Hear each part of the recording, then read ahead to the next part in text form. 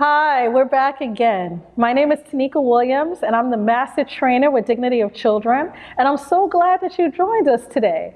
We're in Module 1, which is meeting the developmental needs of children and youth. And today we're actually going to be talking about multiple intelligence.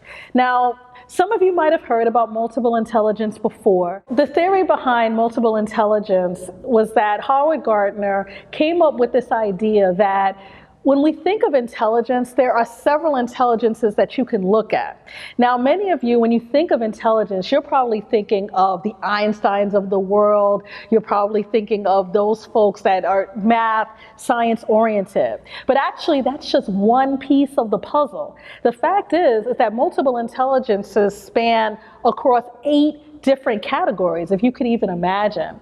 In reality, there are very distinctive intelligences that actually dominate our space. So oftentimes, you might have one intelligence that might dominate more than another, and then in reality, there's also overlap. So if you think of it, let's say you're someone that speaks really, really well. So you're one of those people that maybe you can rap, or you're a lyricist, or when you get in front of a crowd of people, you can actually move the crowd. That's one particular type of intelligence.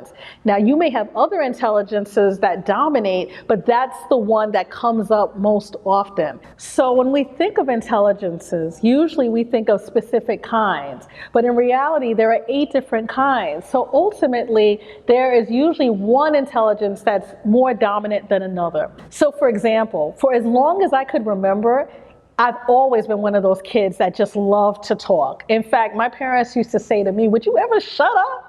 So I'm sure you have kids like that in your group, and that's okay, because it actually is verbal linguistic, which is one of the multiple intelligences. So for me, that's actually my dominant intelligence. And that's the kind of thing that you want to support in your after-school program, in your group. So here's the thing. If you understand your kids' multiple intelligences and you can actually support them in their multiple intelligence, you're actually supporting your learning. And that's where you want to go in terms of your after-school group. A lot of people don't realize that multiple intelligence is equally as important as academic learning. So what I'm saying to you in essence is that it's bigger than the Common Core, and it's bigger than a standardized test. And in reality, if you support your kids in actually bringing out their multiple intelligence, I guarantee you, you'll see greater outcomes in those other areas. So I know what you're probably thinking. You're saying, "Tanika, that's all great, but what does that mean for me? Because I've got 20 kids and they all have these different multiple intelligences. What should I do?" So here's what you do. I'm going to hook you up here.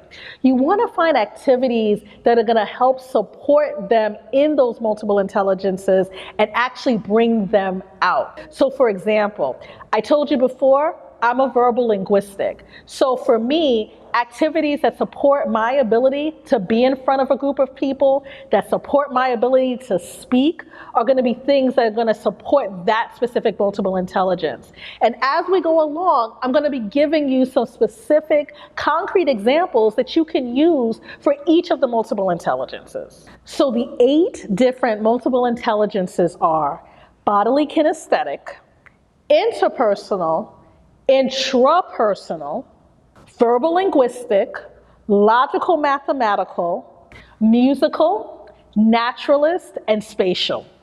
Oftentimes, when we look at our children's intelligence, we often judge them based upon a lot of the standardized test tools. And you know what I'm talking about, the IQ test, the SATs. But the fact is that we need additional measurement tools, and that's where your multiple intelligences come in.